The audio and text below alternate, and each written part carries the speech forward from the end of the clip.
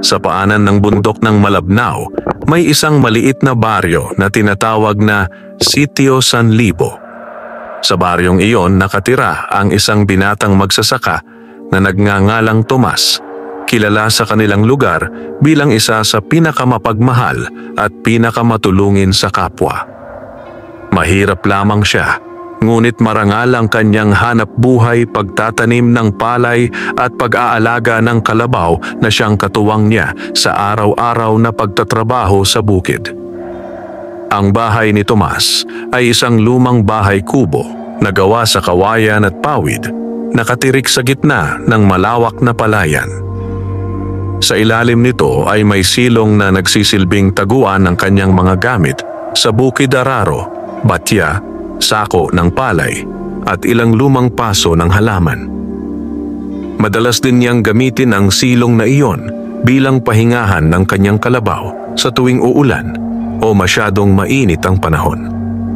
Isang gabi, habang mahimbing ang tulog ng mga tao sa baryo, ginising si Tomas ng kakaibang liwanag na tumatagos mula sa sahig ng kanyang bahay. Naguguluhan siya at inisip kung baka kandila lang iyon o ilaw ng lamok. Ngunit nang silipin niya, tila galing sa silong ng kanyang bahay ang liwanag, kulay gintong kumikislap at kumakalat sa lupa na parang sinag ng araw. Dahan-dahan siyang bumaba, dala ang kanyang gaserang digaas. Pagdating sa silong, napahinto siya sa nakita isang maliit na nilalang na kasing taas lang ng kanyang tuhod, nakasuot ng pulang sombrero at berdeng damit, may mahabang balbas na kumikislap sa ilalim ng gasera. "Magandang gabi, binata," wika ng maliit na nilalang. "Ako si Dulio, isang mabuting duwende na nakatira rito sa ilalim ng iyong bahay." "Huwag kang matakot." Hindi agad makapagsalita si Tomas. Nanginginig ang kanyang tuhod, ngunit napansin niyang maamo at mabait ang tinig ng nilalang. Ikaw ba ang dahilan ng liwanag?" tanong niya. "Oo," tugon ng duwende. "Matagal na akong nakatira dito, binata. Ngunit ngayon ko lamang ipinakita ang sarili ko sa iyo. Alam kong mabuti kang tao, tumutulong ka sa mga kapitbahay mong naghihirap at hindi mo pinababayaan kahit ang mga hayop mo. Kaya gusto kitang gantimpalaan." Mula sa kanyang maliit na supot ay inilabas ni Dulio ang isang maliit na piraso ng ginto, kasing laki lamang ng butil ng mais, ngunit kumikislap na parang araw. "Ito," sabi ng duwende, "ay hindi ordinaryong ginto. Ito ay galing sa ilalim ng lupa na pinagpala ng mga diwata ng kabundukan. Kapag iningatan mo ito at ginamit sa mabuting paraan, magdudulot ito ng kasaganaan sa iyong buhay. Ngunit tandaan, Tomas, huwag mong hahayaang lamunin ka ng kasakiman." Tumango si Tomas, bagamat hindi pa rin makapaniwala sa nasaksihan. "Bakit mo po ito ibinibigay sa akin?" tanong niya. Ngumiti si Dulio. "Dahil ang ginto ay dapat mapasakamay ng may mabuting puso. At ikaw iyon, Tomas." Pagkatapos ng ilang sandali, unti-unting naglaho ang duwende, naiwan ang gintong butil sa palad ni Tomas. Nang bumalik siya sa kanyang silid, iniisip pa rin niya kung panaginip lamang ang lahat o totoo. Ngunit nang buksan niya ang kanyang palad, nandoon pa rin ang maliit na gintong butil, nagniningning sa dilim. Kinabukasan, nagpasya siyang itago ito sa isang maliit na kahong gawa sa kahoy ng niyog. Simula noon, tila nagbago ang takbo ng kanyang buhay. Ang kanyang pananim ay naging masagana, ang kalabaw ay hindi nagkakasakit, at ang mga ibon sa paligid ng kanyang bahay ay laging umaawit tuwing umaga. Hindi nagtagal, napansin ng mga kapitbahay ang kanyang pag-asenso. Ngunit kasabay nito, nagsimulang mamayani ang inggit sa puso ng ilan. At sa mga araw na darating, ang ginto at ang kabutihang ibinigay ng duwende ay susubukin ng mga kasakiman, panlilinlang at tukso ng mundo. Lumipas ang ilang linggo mula nang ibigay ng duwending si Dulio ang gintong butil kay Tomas. Sa mga panahong iyon, tila biniyayaan siya ng masaganang kapalaran. Ang dating tuyong palayan ay biglang nagkaroon ng makapal at malusog na palay.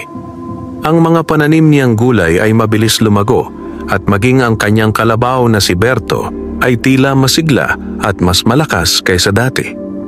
Isang araw, habang nag-aani si Tomas sa kanyang palayan, napansin ng mga kapitbahay niyang sina Mang Pilo at Aling Sima ang kakaibang sigla ng kanyang ani.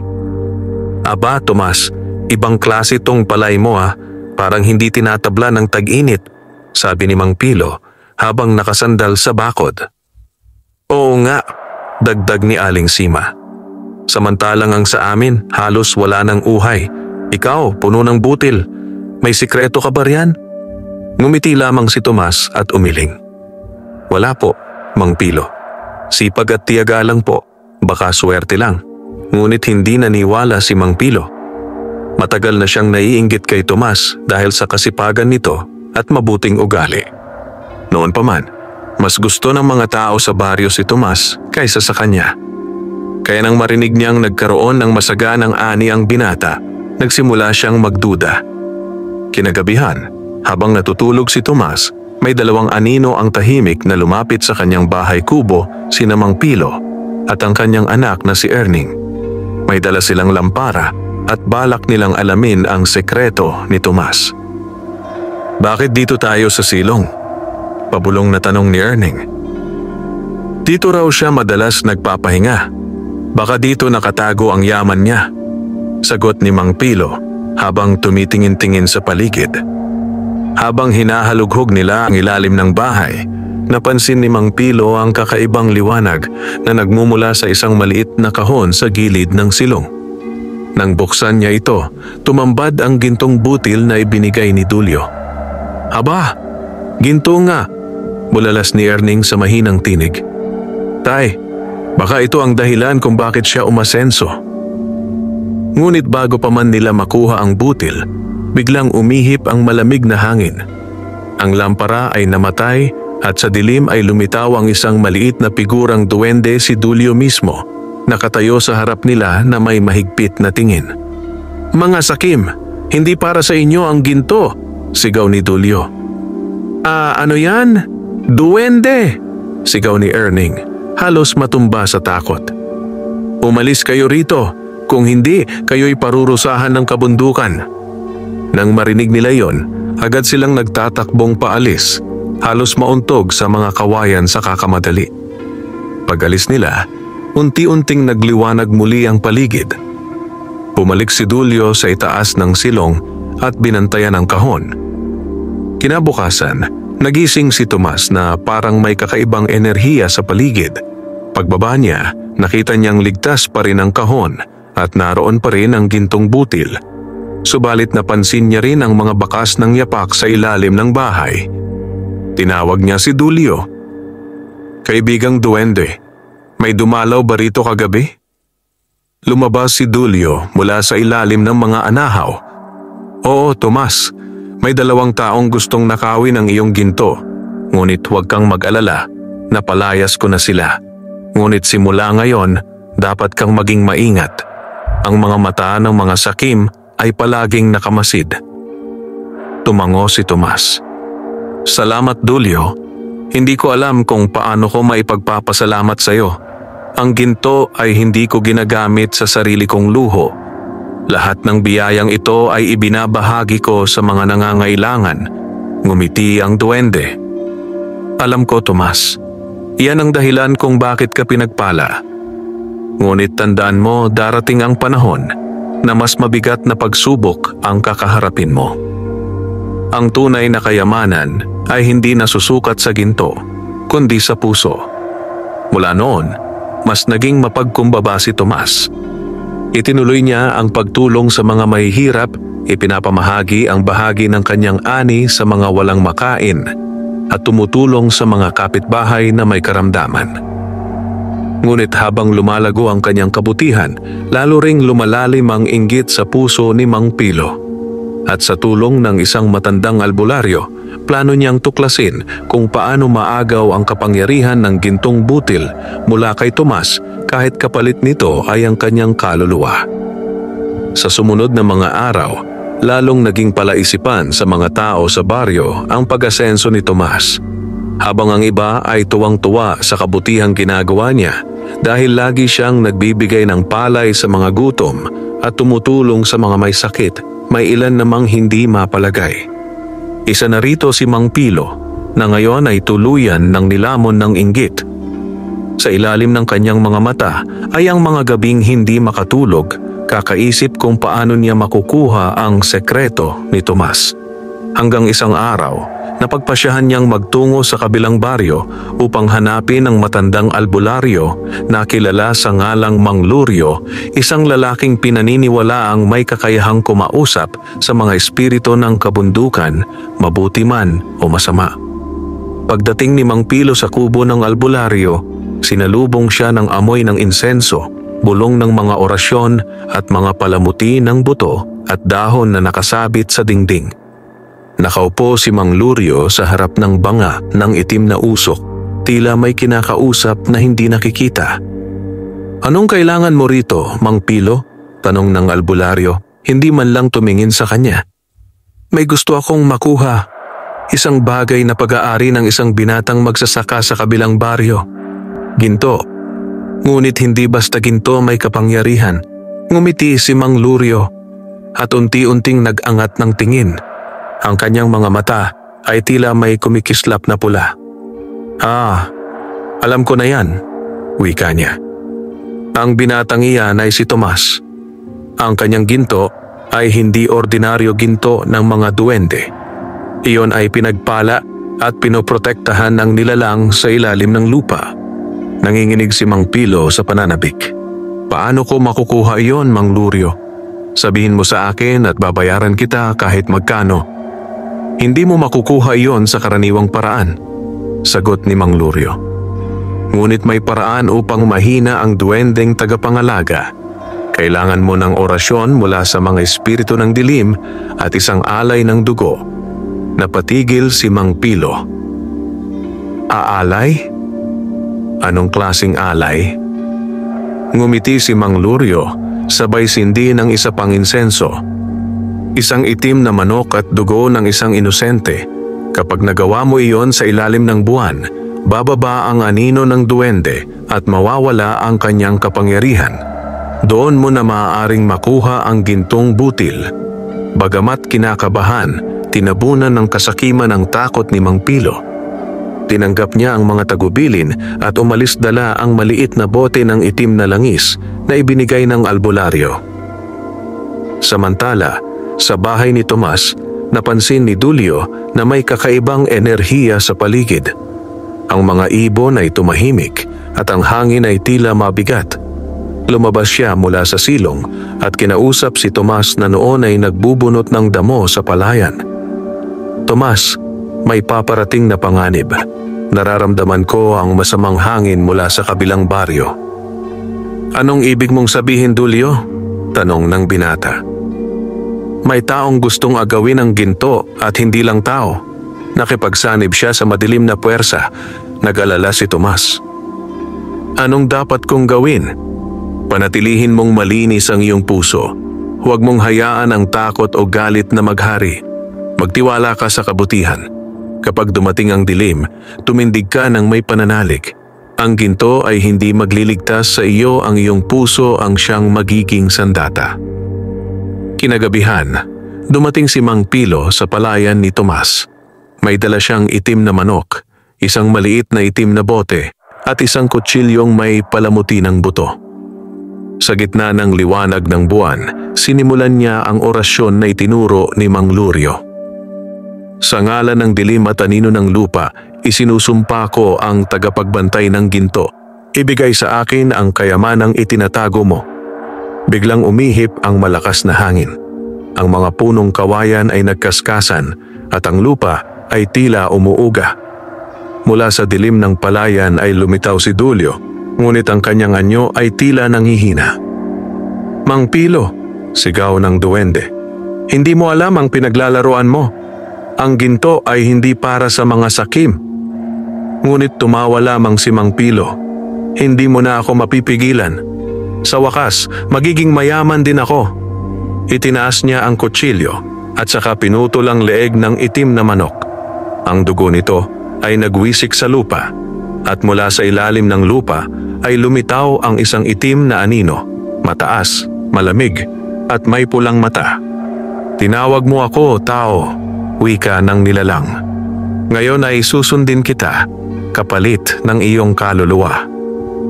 Bago pa man makasagot si Mang Pilo, biglang bumagsak ang kidlat at yumanig ang paligid. Si Tomas ay nagising sa malakas na kalabog at dalidaling tumakbo palabas ng kanyang bahay.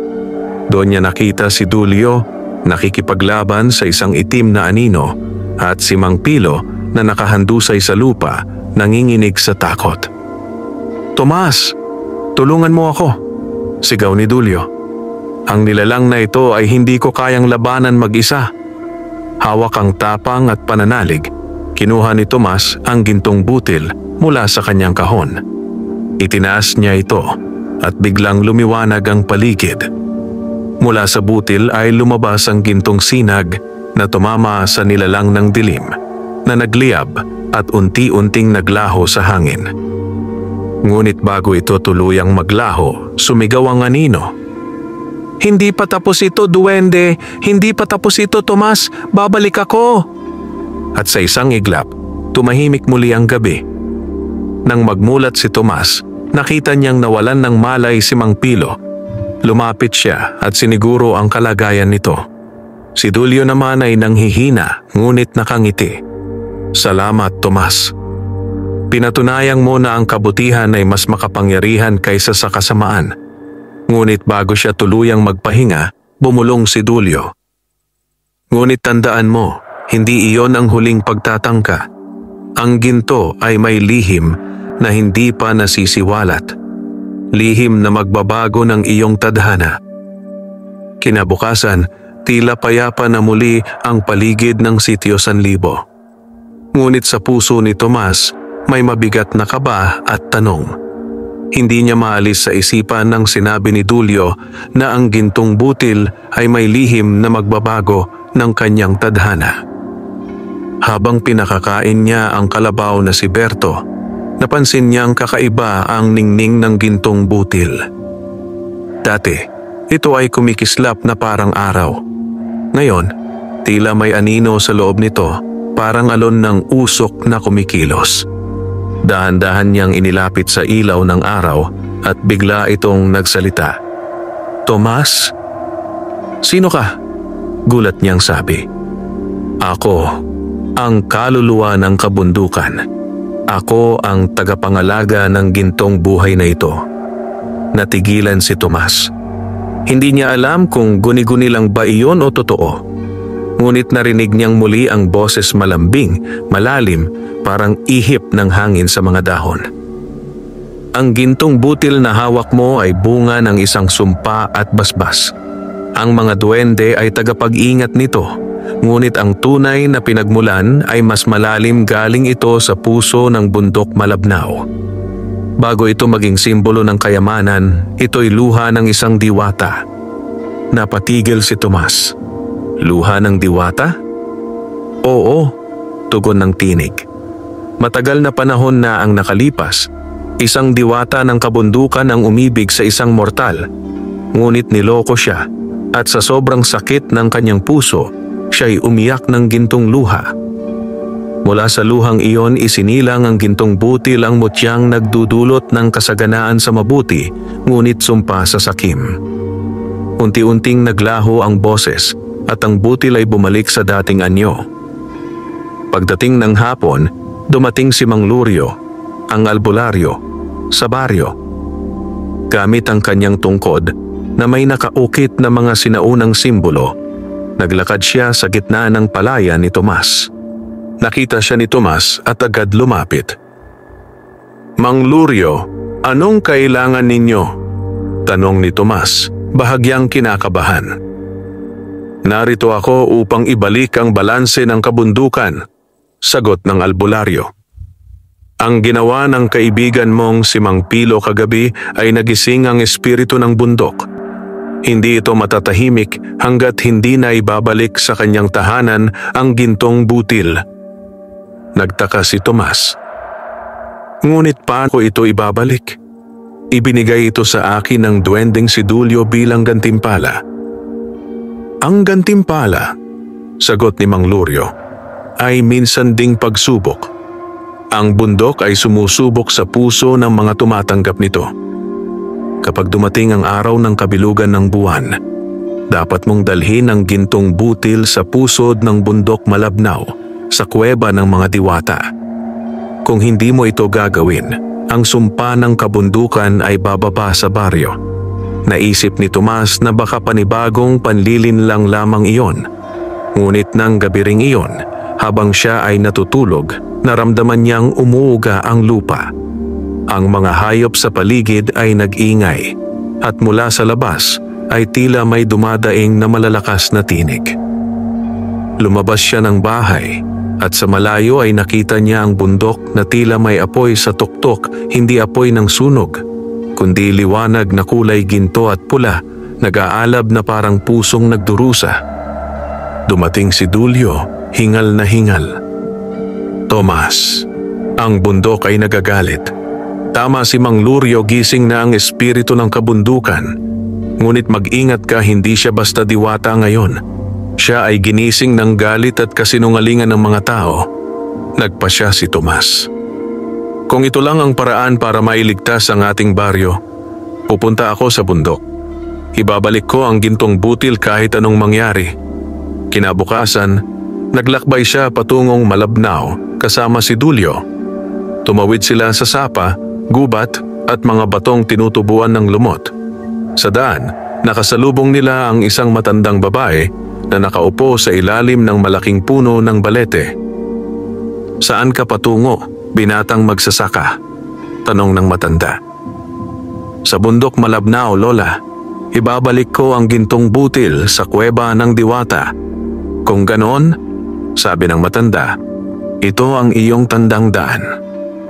Kinuha ng matanda ang isang dahon ng laurel, tinura nito, saka ibinigay kay Tomas. "Ito ang magpoprotekta sa iyo sa daan. Ngunit tandaan mo, huwag kang titingin pabalik kapag tinawag ka ng mga tinig sa kagubatan. Ang sino mang lumingon ay magiging bato." Nagpasalamat si Tomas at nagpatuloy sa paglalakbay. Habang papalapit sila sa gitna ng kagubatan, lalong lumalakas ang mga bulong at tinig ng mga espiritu. May mga boses na tumatawag sa kanya. "Tomas, bumalik ka. Iwan mo na ang ginto. Dito ka na." Ngunit pinigilan siya ni Dulyo. "Huwag kang makinig. Mga anino yan ng sumpa." Sa wakas, nakarating sila sa paanan ng kuweba ng mga diwata. Ang bunganga nito ay kumikislap na parang gintong alabok. Bago pumasok, huminto si Tomas. "Kung hindi ako makalabas, Dulyo, sabihin mo sa mga tao na gawin nilang mabuti ang kanilang puso. Ang kayamanan ay walang saysay kung wala kang dangal." Pumasok siya sa loob ng kuweba. Sa gitna nito ay may malaking bato na hugis puso, na tila umiiyak ng likidong ginto. Inilapag niya ang gintong butil sa ibabaw nito at biglang lumiwanag ang buong kuweba. Mula sa liwanag ay lumitaw ang isang magandang diwata. Nakasuot ng gintong kasuotan, ang mga mata ay parang sinag ng araw. "Salamat, Tomas," wika ng diwata. "Matagal kong hinintay ang isa na may pusong malinis upang ibalik ang aking luha." Lumapit siya kay Tomas at hinaplos ang noo nito. "Bilang gantimpala, ang iyong mga ani ay hindi kailanman mauubos at ang iyong baryo ay pagpapalain ng kabundukan. Ngunit tandaan mo, itago mo sa iyong puso ang aral ng ginto." Sa isang kisap mata, naglaho ang diwata at ang gintong butil ay naging maliit na bulaklak na may gintong talulot. Lumabas si Tomas sa kuweba na may ngiti sa labi at puso'y magaan. Ngunit sa di kalayuan, sa lilim ng kagubatan, may mga matang nagmamasid si Mang Lurio, ang albularyo na lihim na sumunod sa kanya. Kaya pala, doon nakatago ang kapangyarihan, ang mutya ng bundok, bulong niya. Hindi pa tapos ito, Tomas. Hindi pa tapos. Pagbalik ni Tomas sa sitio San Libo mula sa bundok Malabnao, sinalubong siya ng galak at pasasalamat ng mga taga-baryo. Ang dati tuyong bukirin ay biglang namulaklak. Ang mga puno ng niyog ay nagbunga ng sagana at ang hangin ay may dalang samyo ng sariwang damo at ginto. Ang bulaklak na gintong talulot na ibinigay ng diwata ay itinanim niya sa tabi ng kanyang bahay kubo. Araw-araw ay dinidiligan niya ito ng malinis na tubig mula sa sapa at tuwing umaga ay tila kumikislap ito sa liwanag ng araw. Mula noon, naging simbolo ito ng pag-asa at kabutihan sa baryo. Ngunit hindi lahat ay masaya.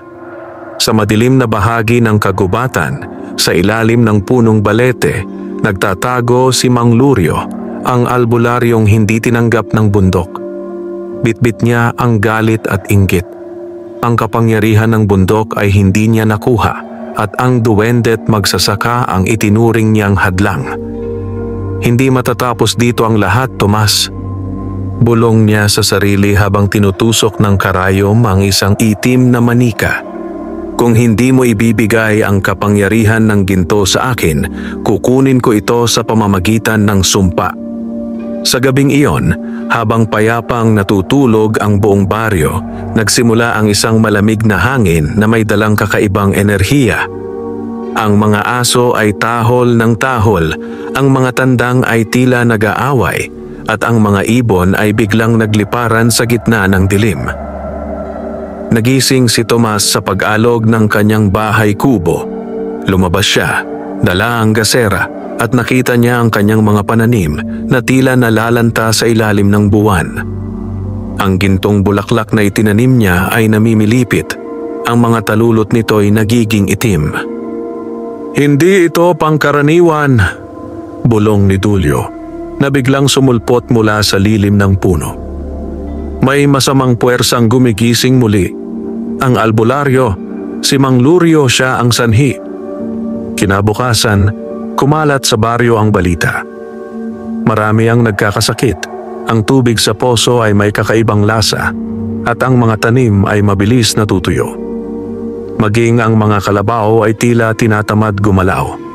Ang mga tao ay natatakot at nagsimulang magdasal. Isang grupo ng mga lalaki ang lumapit kay Tomas. Tomas, ikaw ang pinagpala ng bundok. Tulungan mo kami. Anong dapat naming gawin? Oo nga, sabi ng isa pa.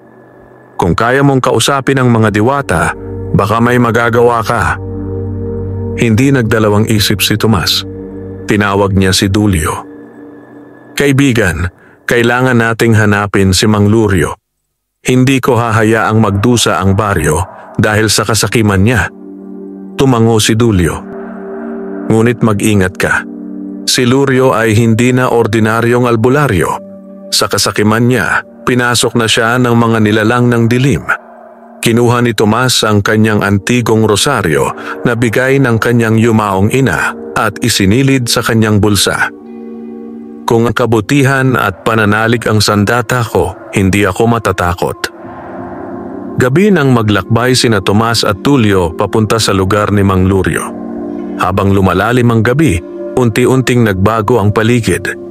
Ang mga puno ay tila nabubuhay at nakamasid sa kanila. Ang mga ugat ng balete ay gumagalaw at may mga matang kumikislap sa dilim. Huwag kang hihinto, Tomas, sabi ni Dulio. Ang mga ito ay nilalang ng albularyo. Ang takot ay pagkain nila. Nagpatuloy sila hanggang makarating sa isang malaking kuweba na may nakasulat na lumang simbolo sa bungad. Sa loob ay naroon si Mang Lurio, nakaupo sa gitna ng apoy na kulay itim, hawak ang isang bote ng likidong parang dugo. Narito ka na, Tomas, sabi niya habang nakangisi. Ang pinagpala ng bundok, ang minahal ng mga duwende. Ngunit ngayon, ikaw naman ang magdurusa. Itigil mo na ito, Mang Lurio, sigaw ni Tomas. Hindi ko kailangang makipaglaban sa iyo. Ang kapangyarihan ay hindi dapat gamitin para sa kasamaan. Ngunit tumawa lamang ang albularyo. Kasamaan? Hindi mo ba alam? Ang kabutihan at kasamaan ay iisa lamang kapag nagugutom ang tao sa kapangyarihan. Inihagis ni Lurio ang bote sa lupa. Sumabog ito at mula sa usok ay lumitaw ang itim na espiritu ng dilim, ang parehong nilalang na dating pinuksa ni Tomas sa palayan. Ngayon, mas malakas na ito at may bagong anyo. Isang higanting aninong may sungay at pulang mga mata. "Tomas!" sigaw ni Dulio. "Huwag kang lalapit. Gamitin mo ang iyong puso, hindi ang ginto." Itinaas ni Tomas ang rosaryo at mariing nagdasal. Ang gintong bulaklak na itinanim niya sa baryo ay biglang kumislap at ang liwanag nito ay sumalamin sa kanyang puso. Mula sa kanyang dibdib ay lumabas ang sinag ng gintong liwanag na bumalot sa kanya. "Sa ngalan ng kabutihan, ng kalikasan at ng mga espiritu ng bundok, lumisan kayo," sigaw ni Tomas. Ang liwanag ay bumalot sa buong kuweba. Si Dulio ay humawak sa lupa at ang mga duwende sa paligid ay lumabas upang tumulong. Nagliyab ang hangin ng gintong liwanag at sa isang iglap sumabog ang itim na espiritu sa abo. Ngunit si Mang Lurio, sa halip na mamatay, ay biglang naglaho sa hangin, iniwan lamang ang kanyang tungkod na itim. "Tapos na ba ito?" tanong ni Tomas, habol hininga. "Hindi pa," sagot ni Dulio. "Ang masamang albularyo ay nagbabalik bilang anino. At habang may taong sakim sa mundo, palaging may dilim na babangon. Pagbalik nila sa baryo, unti-unting bumalik ang sigla ng mga tanim at gumaling ang mga may sakit. Ang gintong bulaklak ay muling namulaklak ng 3 beses na mas maliwanag kaysa dati." Ngunit sa malayong bahagi ng kagubatan, sa ilalim ng malamlam na buwan, isang anino ang bumangon mula sa abo ni Mang Lurio, tahimik, ngunit may pulang matang nagliliyab. "Tomas, hindi pa tapos ito," bulong ng hangin. Makalipas ang ilang linggo matapos magapi ni Tomas at ni Dulio ang masamang espiritu sa kuweba ni Mang Lurio, unti-unting bumalik sa dating sigla ang Sitio San Libo. Ang mga bata ay muling naglalaro sa tabi ng sapa. Ang mga magsasaka ay muling nagtatanim ng may ngiti at ang mga hayop ay tila masigla na naman. Ngunit sa kalagitnaan ng payapang mga araw, may kakaibang katahimikan sa paligid ng bundok. Ang mga ibon ay hindi na gaanong umaawit tuwing dapit hapon at ang hangin ay tila nagdadala ng malamig na bulong. Sa bawat pagdampi ng simoy sa mga puno, may kasamang boses na mahina ngunit malinaw. "Tomas, Tomas." Isang gabi, habang pinagmamasdan ni Tomas ang gintong bulaklak na patuloy na namumukadkad sa tabi ng kanyang bahay, biglang humangin ng malakas. Ang bulaklak ay lumiwanag at mula rito ay bumalot ang gintong alon ng liwanag sa buong paligid. Lumitaw sa gitna ng sinag ang isang diwatang babae, marilag, may mahabang buhok na tila alon ng liwanag at mga matang malungkot ngunit puno ng kabaitan. "Tomas," wika ng diwata. "Ako si Liway, ang diwata ng bundok Malabnaw. Ako ang luha na pinagmulan ng gintong butil na iyong itinaglay." Napaluhod si Tomas sa paggalang. "Diwata Liway, kayo po ba ang nagsugo ng ginto sa pamamagitan ni Dulio?" Tumango ang diwata. "Oo, anak ng lupa. Sinubok ka ng bundok at napatunayan mong ang kabutihan ay kayang manaig sa kasakiman. Ngunit may bagong panganib. Ang espiritu ng dilim na minsan mong nilabanan ay muling nabuhay at ngayoy kaysa na ni Mang Lurio. Hindi na siya tao. Siya'y anino ng lupa, isang nilalang na hindi nasusunog at hindi namamatay, hanggat hindi natutunaw ang kanyang galit." Nang marinig iyon ni Tomas, nanlumo siya. Paano ko siya mapipigilan kung hindi siya nasisira? Hindi ginto, hindi espada at hindi apoy ang makakatalo sa kanya, sagot ni Liway. Tanging ang mutya ng diwata, ang pinakadiwa ng kabundukan, ang kayang sumira sa kanyang anyo. Ngunit ang mutya ay nawala noon pa man, itinago sa ilalim ng lawa sa pinakagitna ng gubat. Binabantayan ng nilalang ng tubig na tinatawag na bantay luha. Tumayo si Tomas. Kung iyon ang kailangan, hahanapin ko ang mutya para sa ating baryo, para sa kabutihan. Ngumiti ang diwata. Mag-ingat ka, Tomas. Ang paglalakbay na ito ay hindi tulad ng una. Kapag natukso ka ng iyong sariling takot o pagnanais, mawawala sa iyo ang daan. Pagkasabi niyon, naglaho ang liwanag at ang bulaklak ay muling naging tahimik. Kinabukasan, maaga pa lamang ay naglakbay na si Tomas kasama si Dulyo. Tumawid sila sa makakapal na damuhan, nilagpasan ng mga burol at pumasok sa pusod ng kagubatan na halos walang sinuman ang nakakalapit. Habang naglalakad, tinuruan ni Dulyo si Tomas ng mga sinaunang panalangin ng mga duwende.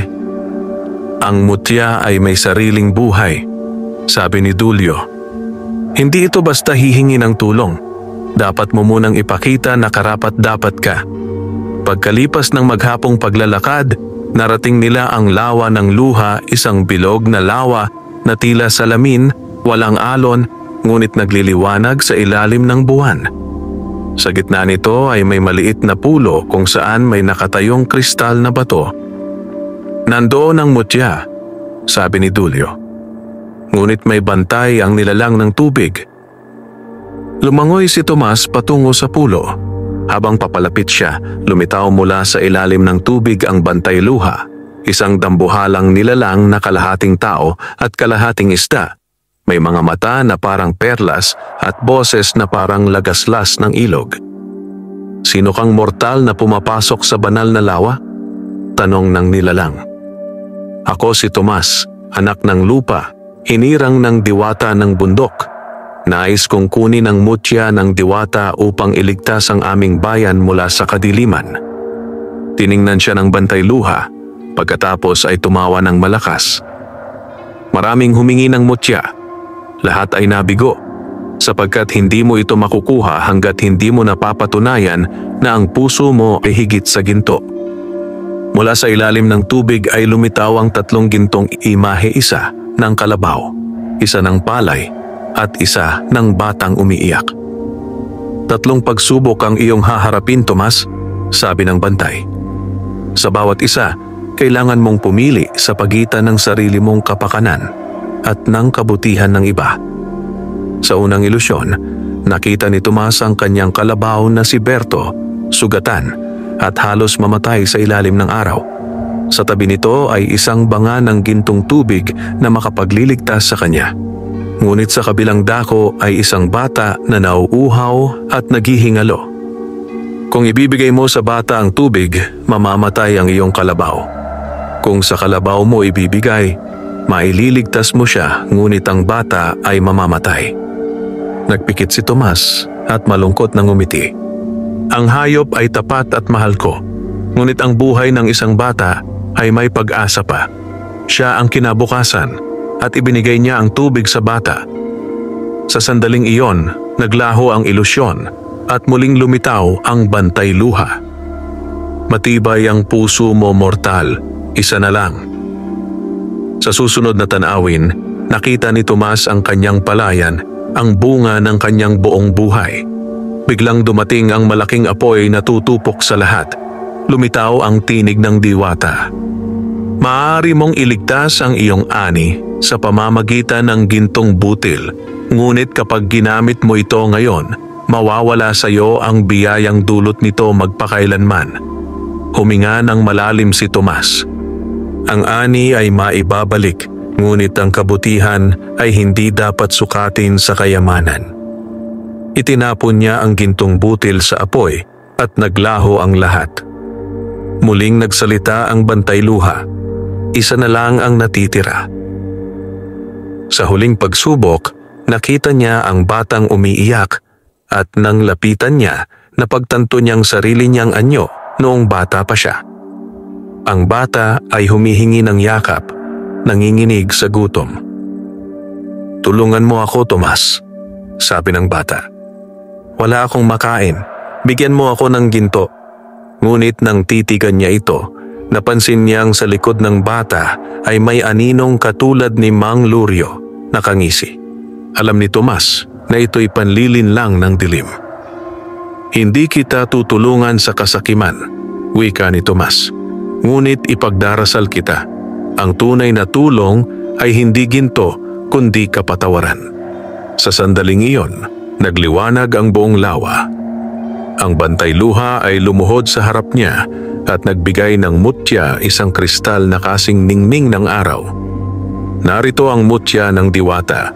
Dalhin mo ito sa bundok, gamitin mo ito ng may kababaang loob, sapagkat kapag ginamit mo ito sa galit, ito'y magiging sumpa. Habang paalis si Tomas, sumulpot mula sa dilim si Mang Lurio. Ngayon ay ganap ng anino ang kanyang mukha, ay kalahating tao, kalahating usok. Ang mga mata ay nagliliyab ng pula.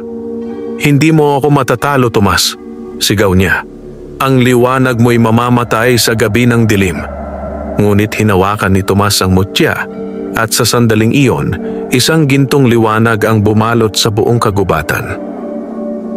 Kung ang puso ko ang kailangan, handa kong ialay ito para sa kabutihan, sigaw niya. Ang liwanag ay sumabog at ang buong lawa ay kumislap na parang araw. Ngunit habang naglalaho ang dilim, may isang anino na muling bumubulong. Hindi pa ito ang wakas. Matapos makuha ni Tomas ang mutya ng diwata mula sa lawa, bumalik silang magkaibigan ni Dulio sa Sitio San Libo. Sa kanilang paglalakbay pabalik, ramdam nila ang bigat ng hangin, parang may nakaambang panganib na nagmamasid sa bawat hakbang nila. Ang mga punong kahoy ay tila nabubuhay at humahaplos sa kanilang balikat, at ang mga ibon sa itaas ay lumilipad palayo, palatandaan ng paparating na unos. Pagkarating sa baryo, sinalubong sila ng takot at pag-aalala. Ang mga tao ay nagsisiksikan sa gitna ng palayan, nakatingin sa bundok na tila nagbabaga sa dilim. Ang kalangitan ay nagkukulay pula at ang buwan ay natatakpan ng maitim na ulap. Tomas! Sigaw ni Aling Sima. Ang bundok, nagagalit ulit. May usok na lumalabas sa tuktok. Ang mga hayop ay nagwawala. Lumapit si Tomas, dala ang mutya na kumikislap sa kanyang kamay. Huwag kayong matakot, sabi niya sa mga tao. Ang bundok ay hindi nagagalit sa atin. Siya ay umiiyak dahil may isa pa tayong kaaway, ang anino ni Mang Lurio. Sa tuktok ng bundok malabnaw, sa pagitan ng mga ulap, muling lumitaw si Mang Lurio, ngunit hindi na siya tao. Ang kanyang katawan ay usok na may anyong tao at ang kanyang tinig ay parang alingaw-ngaw ng kulog. Tomas! Sigaw niya, tinig na umuugong sa buong kabundukan. Ibinigay sa iyo ang lahat, pag-ibig ng duwende, biyaya ng diwata at tiwala ng mga tao. Samantalang ako, itinapon ng mga espiritu at tinanggihan ng langit. Ngayon, ibabalik ko ang lahat ng iyon sa abo. Itinaas niya ang kanyang mga kamay at biglang bumuhos ang itim na ulan, nagmumula sa ulap ng sumpa. Ang mga halaman ay nalalanta, ang mga ilog ay nagiging maitim, at ang hangin ay nagiging mabigat. Ngunit bago pa tuluyang madilim ang paligid, lumitaw si Liway, ang diwata ng bundok, sa tabi ni Tomas. Ang kanyang liwanag ay kumikislap at nagbibigay pag-asa sa mga tao. Tomas, oras na. Ang mutya ng diwata ay dapat gamitin ngayon. Ngunit mag-ingat, ang mutya ay may kapalit. Ang sino mang gagamit nito ay kailangang maghandog ng sarili upang tuluyang mawala ang dilim. Natahimik si Tomas. Alam niyang ang sinasabi ng diwata ay malinaw. Buhay kapalit ng kaligtasan. Ngunit ngumiti siya at tumingin kay Dulio. Kaibigan, ipinangako ko sa iyo noon, hindi ko hahayaan na sirain ng kasamaan ang kabutihan ng ating bayan. Kung ito ang tadhana ko, tatanggapin ko. Sa ilalim ng dumadagundong na langit, umakyat si Tomas sa bundok. Hawak ang mutya ng diwata na nagliliwanag ng gintong liwanag. Sa bawat hakbang, ang lupa ay umuuga at ang mga puno ay bumabagsak. Sa itaas, Naghihintay si Mang Lurio, ang kanyang mga mata ay nagliliyab ng pula at sa paligid niya ay libu-libong anino, mga nilalang ng kasakiman, galit at kasinungalingan. "Handa ka bang mamatay, Tomas?" sigaw ni Lurio. "Hindi ako mamamatay," sagot ni Tomas, "dahil ang kabutihan ay hindi kailanman namamatay." Itinaas ni Lurio ang kanyang kamay at mula sa lupa ay lumabas ang mga itim na espiritu. Nagdilim ang paligid at ang mga anino ay lumapit upang lunurin si Tomas. Ngunit biglang lumitaw si Dulyo, nakasakay sa gintong liwanag. "Hindi mo siya magagapi, Lurio," sigaw ni Dulyo. "Ang kabundukan ay nasa panig ng kabutihan." Sabay silang lumaban. Si Dulyo ay nagpalabas ng liwanag mula sa kanyang balbas, habang si Tomas ay itinaas ang mutya ng diwata.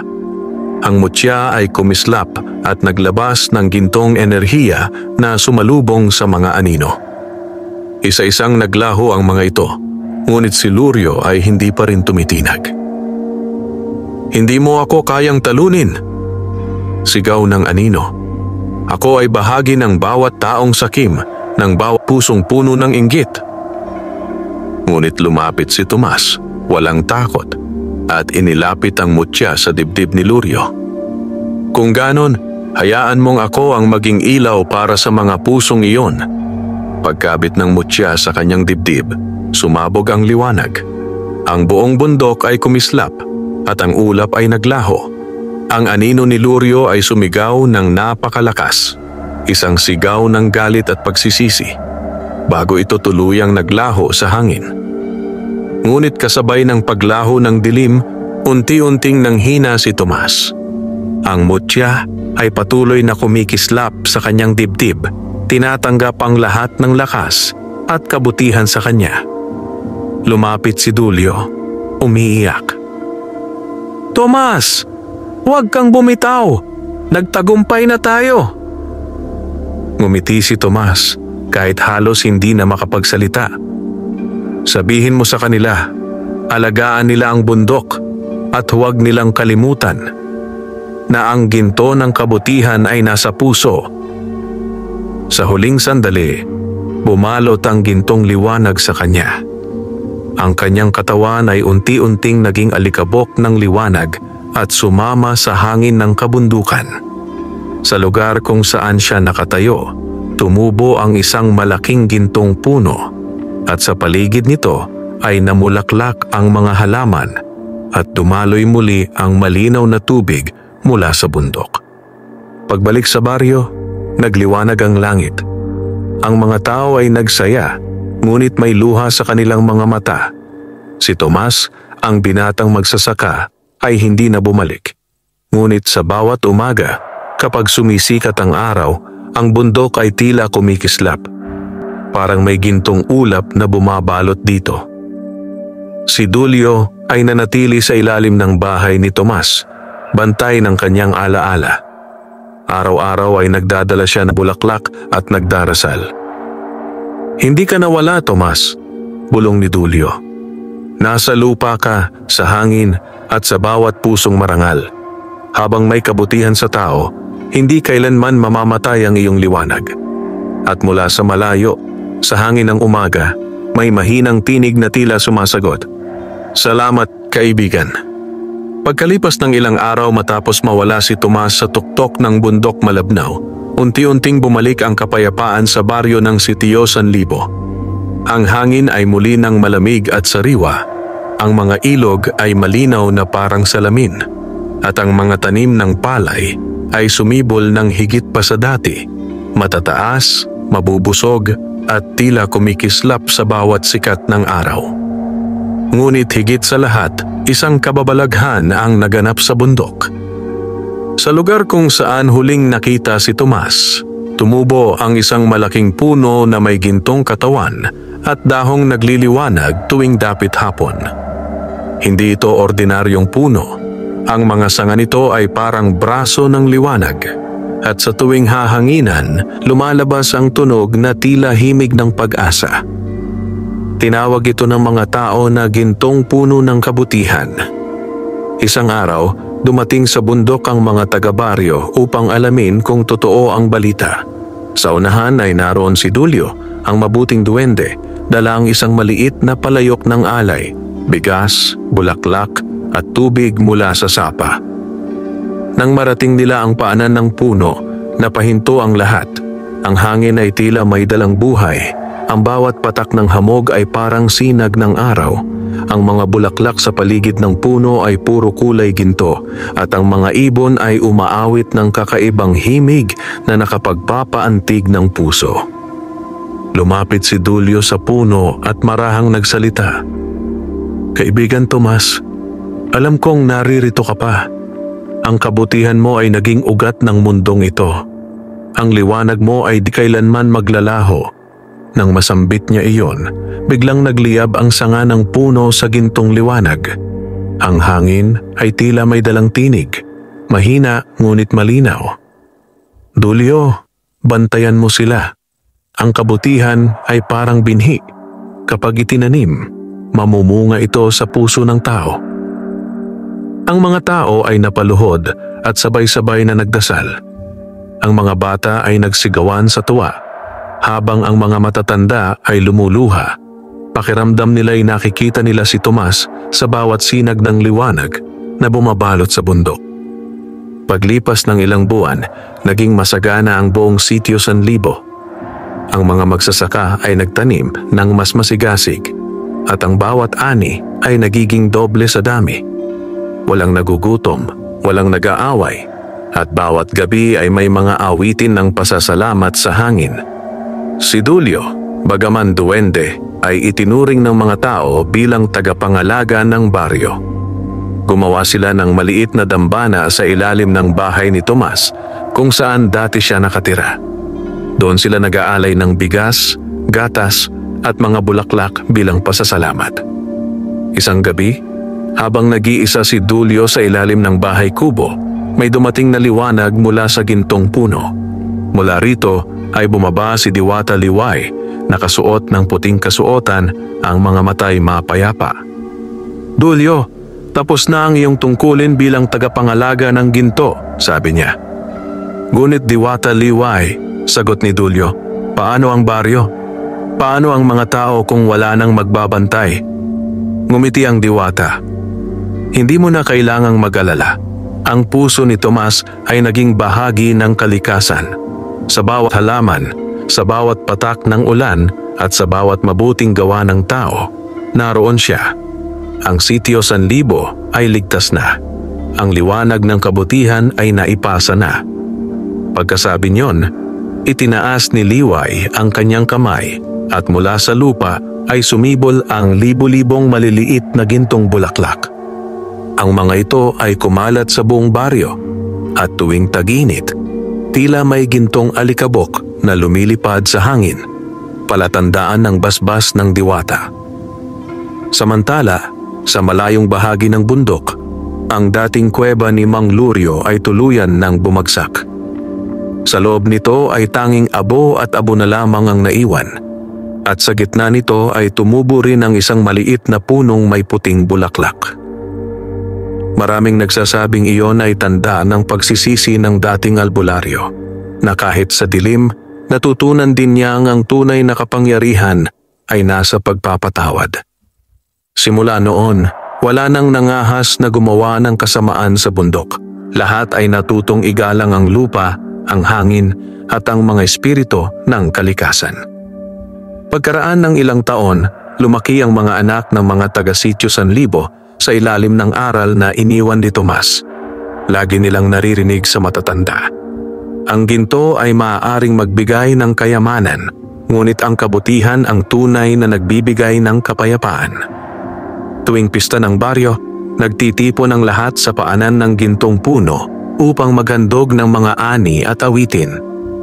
Sinasabi nilang sa bawat ihip ng hangin, naririnig nila ang tinig ni Tomas na nagsasabing, "Magtanim kayo ng kabutihan at aanihin ninyo ang liwanag." Ang mga duwende, diwata at tao ay nabuhay ng magkakasundo. Ang bundok ay naging banal na lugar at ang pangalan ni Tomas ay naging alamat na itinuturo ng mga magulang sa kanilang mga anak. At sa tuwing lulubog ang araw, ang gintong puno ay nagliliwanag at sa tuktok ng bundok ay makikita ang isang anyo ng lalaki na nakangiti, hawak ang isang maliit na gintong butil. Paalala na ang pusong busilak ay mas mahalaga kaysa anumang kayamanan sa mundo. Pagkaraan ng maraming taon, ang Sitio San Libo ay hindi na isang ordinaryong baryo. Ito ay naging bayan ng kasaganaan at kabutihan.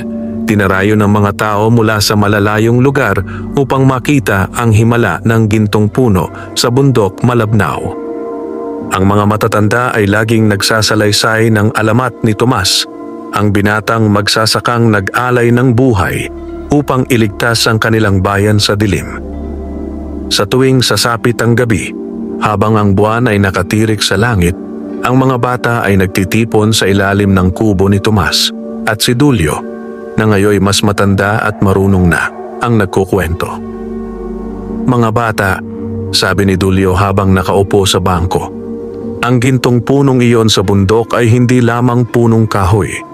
Iyan ay puso ni Tomas, ang binatang may busilak na kalooban. Dahil sa kanya, ang ating baryo ay hindi na muling ginulo ng dilim." Itinuro ni Dulio ang bundok kung saan ang gintong liwanag ay kumikislap sa bawat dapit hapon. "Ang gintong sinag na yan," patuloy niya, "ay hindi galing sa araw. Iyan ay mula sa kaluluwa ni Tomas na laging nagbabantay sa atin." Ang mga bata ay nakikinig ng taimtim, nakanganga sa pagkamangha. Ang isa sa kanila, si Isko, na anak ng magsasaka, ay nagtanong, "Lolo Dulio, totoo po bang nakakausap pa rin ninyo si Tomas?" Ngumiti si Dulio. "Oo, Isko. Tuwing gabi, kapag dumidilim at tahimik na ang lahat, dumaraan ang hangin mula sa bundok at may dala itong tinig, ang tinig ng kabutihan. At sa sandaling iyon, humihip ang malambot na hangin at tila nga may narinig ang mga bata, isang boses na kalmado at mahinahon. Maging mabuti kayo, mga anak. Bantayan ninyo ang lupa at igalang ang lahat ng nilalang. Ngunit tulad ng sabi ng mga matatanda, habang umiikot ang mundo, hindi kailanman nawawala ang pagsubok. Isang taon, dumating sa bayan ang mga dayong mangangalakal mula sa malalayong pook. Napansin nila ang gintong liwanag ng bundok at ang kayamanang dala nito. Sa kanilang mga mata, ang gintong puno ay hindi simbolo ng kabutihan, kundi kayamanan na dapat pag-aariin. Pinamunuan sila ng isang lalaking sakim, si Don Silvio, isang mayamang negosyante mula sa bayan. Nang marinig niya ang alamat ng punong gintong katawan, agad siyang nagplano na putulin ito at ipagbili ang kahoy sa mga banyaga. "Walang punong ginto sa mundo na hindi dapat makinabang ang tao," sabi niya. "Kung kayang gawing yaman, bakit hindi?" Labis itong ikinabahala ni Dulio. Sa gitna ng gabi, pumunta siya sa paanan ng bundok at kinausap ang puno. "Tomas, tulungan mo kami. May mga taong gustong sirain ang iyong anyo. Hindi nila alam na ang puputulin nila ay puso ng kabutihan." Ang gintong puno ay dahan-dahang nagliyab sa liwanag at mula sa mga sanga nito ay lumabas ang isang ginintuang liwanag na hugis lalaki, ang kaluluwa ni Tomas. "Dulio," wika ng tinig, "panahon na upang may bagong magbantay. Ako'y isa na lamang alon ng hangin, ngunit ang ilaw ay dapat ipasa." Napatitig si Dulio. "Kanino mo ipagkakatiwala ang tungkulin, Tomas?" "Sa batang may pusong tulad ng akin," sagot ni Tomas. "Ang batang walang takot sa hirap at marunong magmahal sa lupa."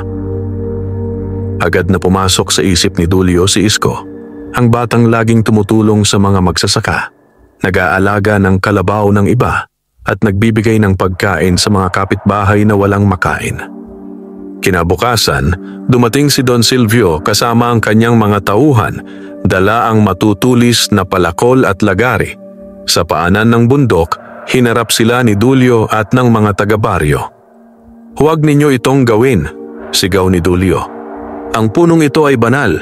Kapag pinutol ninyo ito, magigising muli ang sumpa ng kabundukan. Ngunit tumawa lamang si Don Silvio. Sumpa? Walang sumpa sa taong may pera at kapangyarihan. Habang inilalapit ng mga tauhan ang kanilang mga palakol, biglang kumidlat at yumanig ang lupa. Mula sa langit ay bumaba ang gintong liwanag at bumalot kay Isko na nakatayo sa unahan, hawak ang maliit na sanga ng puno bilang simbolo ng kanyang tapang. "Tumigil kayo!" sigaw ni Isko, ngunit ang tinig na lumabas sa kanyang bibig ay tila pinagsamang tinig niya at ni Tomas. Ang bundok ay hindi pag-aari ng tao, ito ay tahanan ng buhay. Ang sinumang sakim ay mawawala, ngunit ang mabuti ay mananatili. Nang magsimulang magputol ang isa sa mga tauhan, biglang sumiklab ang gintong liwanag. Ang mga palakol ay natunaw at ang lupa ay umangat na parang humihinga. Si Don Silvio ay natumba at nabulag ng matinding liwanag. Pagbukas ng kanyang mga mata, wala na ang gintong puno. Sa halip, sa harapan niya ay si Isko, nakatayo, nakangiti, at ang kanyang mga mata ay may gintong sinag. "Ako na ang bagong tagapagbantay ng bundok Malabnaw," wika ni Isko. "At simula ngayon, walang sino man ang makakagambala sa liwanag ng kabutihan." Nanginginig si Don Silvio at ang kanyang mga tauhan. Tumakbo silang pababa ng bundok, hindi na muling bumalik. Pagkatapos ng pangyayaring iyon, naging tagapangalaga ng bundok si Isko. Tuwing gabi, nakikita siyang umaakyat sa tuktok ng bundok, nag-aalay ng bulaklak at tubig sa paanan ng gintong puno. Sa pagdaan ng panahon, natutunan niyang marinig ang mga tinig ng kalikasan, ang ihip ng hangin, ang awit ng mga ibon, at ang bulong ng mga duwende.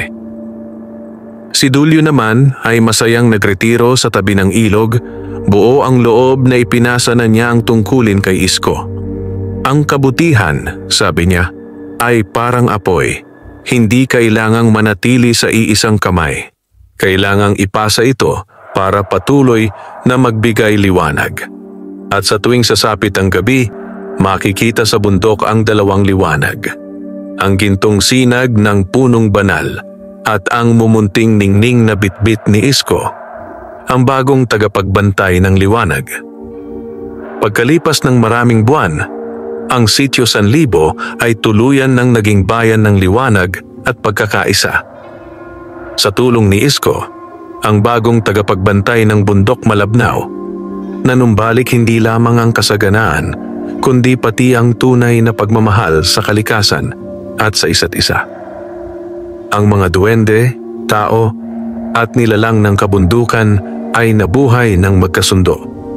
Tuwing dapit hapon, ang mga ibon ay umaawit ng himig ng kapayapaan at ang gintong puno ay nagliliwanag na parang bituin na gabay sa buong bayan. Ngunit isang gabi, sa gitna ng katahimikan, nagpakita muli ang Diwata Liway. Ang kanyang anyo ay mas maningning kaysa dati at sa paligid niya ay may mga alon ng liwanag na kumikislap tulad ng gintong alikabok. Habang natutulog si Isko sa tabi ng ilog, nagising siya sa malamig na hangin at sa tunog ng mga ibong kumakanta sa dilim. Nang dumilat siya, nakita niya si Diwata Liway na nakatayo sa ibabaw ng tubig. Ang mga paa nito ay tila nakalutang sa liwanag. "Isko," wika ng Diwata, "ang iyong panahon bilang tagapagbantay ay nagsisimula pa lamang. Ngunit bago mo tuluyang yakapin ang tungkuling ito, kailangan mong tanggapin ang huling basbas ng kabundukan." Lumuhod si Isko. "Diwata Liway, ako po'y handa. Ipagkaloob ninyo sa akin ang lakas upang mapanatili ang kabutihan." Ngumiti ang Diwata at itinapat ang kanyang palad sa noo ni Isko. Biglang lumiwanag ang paligid at sa kanyang pandinig ay narinig niya ang boses ni Tomas mahina ngunit malinaw. "Isko, ang kabutihan ay hindi nasusukat sa kapangyarihan, kundi sa kung gaano kahandang magbigay kahit walang kapalit. Mula sa langit ay bumaba ang isang sinag ng gintong liwanag at bumalot kay Isko. Sa kanyang dibdib ay sumilay ang tattoo ng gintong dahon, simbolo ng kanyang pagiging tunay na tagapagbantay ng bundok. Kinabukasan, nang maramdaman ng mga tao ang kakaibang liwanag sa tuktok ng bundok, nagtipon silang lahat sa paanan nito. Si Dulio, na ngayoy tila mas tahimik ngunit maligaya, ay nagsalita sa harap ng mga tao. Mga kababayan, simula ngayon, si Isko na ang magbabantay sa liwanag ni Tomas at sa biyaya ng bundok. Hindi na natin kailangang matakot basta't tayo'y mabubuhay ng may kabutihan at paggalang sa kalikasan. Habang nagsasalita si Dulio, bumaba si Isko mula sa bundok. Suot ang simpleng kasuotan ng magsasaka, ngunit ang kanyang mga mata ay kumikislap na parang araw. Ang mga tao ay napaluhod sa paghanga. Mga kababayan, sabi ni Isko, ang bundok ay hindi atin. Tayo ang dapat mag-ingat dito. Kung paanong tinuruan tayo ni Tomas, dapat din tayong magturo ng kabutihan sa mga susunod na henerasyon. Mula sa kanyang palad ay lumabas ang maliliit na sinag ng liwanag na naging binhing gintong butil. Ipinamahagi niya ito sa bawat pamilya ng baryo. Itanim ninyo ito sa inyong mga bakuran. Hindi ito ordinaryong butil, ito ay ala-ala ng kabutihan. Kapag inalagaan ninyo ito, mamumunga ito ng ginto. Hindi para sa kayamanan, kundi para sa biyaya ng kalikasan. Kinagabihan, habang tahimik ang lahat, bumaba mula sa langit ang Diwata Liway kasama ang iba pang mga espiritu ng kabundukan. Tumindig sila sa paligid ng gintong puno habang ang buong bundok ay nagningning sa liwanag na tila araw kahit gabi. Mga anak ng lupa, wika ni Liway, ang bundok malabnaw ay pinagpala dahil sa inyo. Ang ginto ng kabutihan ay naipasa na sa bawat puso. Ngunit huwag ninyong kalilimutan, kapag dumating muli ang panahon ng kasakiman, kayo rin ang dapat tumindig. Itinaas ng diwata ang kanyang kamay, at mula sa ulap ay bumaba ang ulan ng gintong alikabok. Tumama ito sa mga palad ng mga tao, at sa bawat butil nito ay may kakaibang init na dumaloy sa kanilang mga puso. Ang mga duwende ay nagsayaw, ang mga ibon ay umawit, at ang hangin ay tumunog na parang musika ng kalikasan. At sa pinakagitna ng liwanag, nakita ng lahat ang dalawang aninong magkasama, si Tomas at si Isko, nakatayo sa tabi ng gintong puno, nakangiti sa isa't isa. Ang kabutihan ay hindi namamatay, wika ni Tomas. Ito'y lumilipat, tumutubo at patuloy na sumisibol sa bawat pusong marangal. Pagkaraan ng ilang sandali, naglaho ang mga anino, ngunit ang liwanag ng bundok ay nanatili mas maliwanag kaysa kailanman. Mula noon, ang bundok malabnaw ay naging banal na lugar. Tuwing pista ng ani, umaakyat ang mga tao upang mag-alay sa gintong puno. Ang mga binhing ibinigay ni Isko ay tumubo sa bawat bakuran, at ang kanilang mga bulaklak ay nagbibigay ng liwanag tuwing gabi, tanda na ang kabutihan ni Tomas ay nananatiling buhay sa bawat tahanan. Si Dulio, sa kanyang pagtanda, ay nakatingala sa bundok, at sa kanyang huling hininga ay bulong niya. Natapos na ang aking tungkulin, ngunit ang kabutihan ay hindi kailanman matatapos. At nang siya'y pumikit, isang munting liwanag ang lumipad mula sa kanyang katawan at sumama sa hangin patungong bundok, tila nagpaalam sa mundong kanyang tinulungan.